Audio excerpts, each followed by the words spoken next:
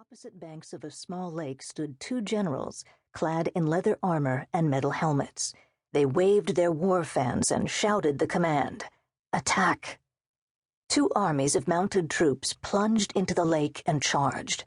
Chamberlain Sano Ichiro rode at the forefront of his yelling, whooping comrades. Water splashed his armor as his horse galloped toward the onrushing enemy legion. He and his army drew their swords, while their mounts swam into the deep middle of the lake. The opposition met them, swords waving, lances aimed.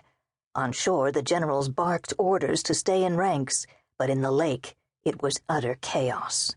Soldiers hacked wildly at one another, with their swords and lances. The noise of wooden weapons battering armor and metal deafened Sano. As he fought, he sat in his saddle waist-deep in water that was filthy with mud and manure.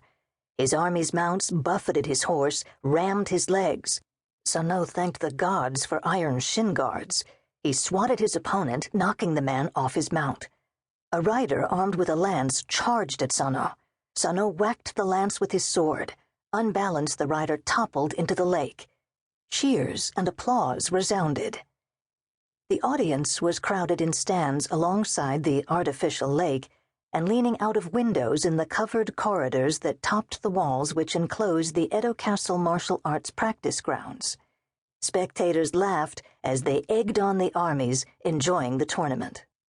But Sano and everyone else who competed in them knew that these tournaments were almost as dangerous as real battles.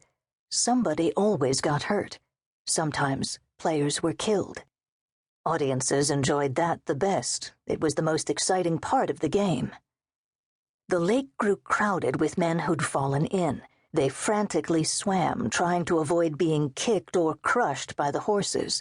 Fighters howled in genuine pain from the blows dealt by the blunt yet heavy wooden weapons. Sano took a whack on his shoulder and knew he'd have a big bruise tomorrow. As he parried his opponent's strikes, he thought that perhaps, at his age of 43 years, he was too old for tournaments, but it was his duty to participate for as long as he could. "Stop!" cried a shrill, reedy voice. The battle suddenly halted. Men reined in their horses and froze, as if turned to stone. Sano sat with his sword crossed against his opponent's. In the lake, men treaded water. Blades hovered, suspended in the act of striking. "Hold that pose!"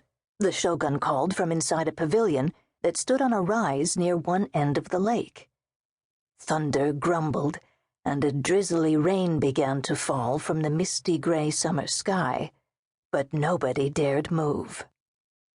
Tokugawa Tsunayoshi, the supreme dictator of Japan, knelt at a table spread with paper, inkstones, and jars that held brushes and water. He wore a smock over his silk robes and the cylindrical black cap of his rank. He squinted at the battle scene, then sketched rapidly with his brush. An admirer of all forms of art, he dabbled in painting, and equestrian scenes were among his favorite subjects. Sano had seen his work and thought it not bad. Certainly better than his leadership over Japan. "That's enough," the shogun called. "Continue." The battle resumed with increased gusto. Soldiers swung, blades whacked, more riders fell. Sano fought with less care for martial arts technique than determination to avoid a ludicrous accidental death. He had to admit the tournaments were rather fun, in addition to serving purposes even more important than entertaining his lord. Edo, the capital of the Tokugawa regime, was a city populated by more than 1 million people, some 100,000 of them samurai. That equaled too many armed men with not enough to do during a peacetime that had lasted almost a century with only minor interruptions. There hadn't been a battle since Lord Matsudaira had defeated his rival, Yanagisawa Yoshiyasu, 7 years ago. A conflict had then flared up between Lord Matsudaira and Sano, but had ended with Lord Matsudaira's ritual suicide last spring. Now the troops were restless. Tournaments not only occupied the samurai class and offered it a chance to improve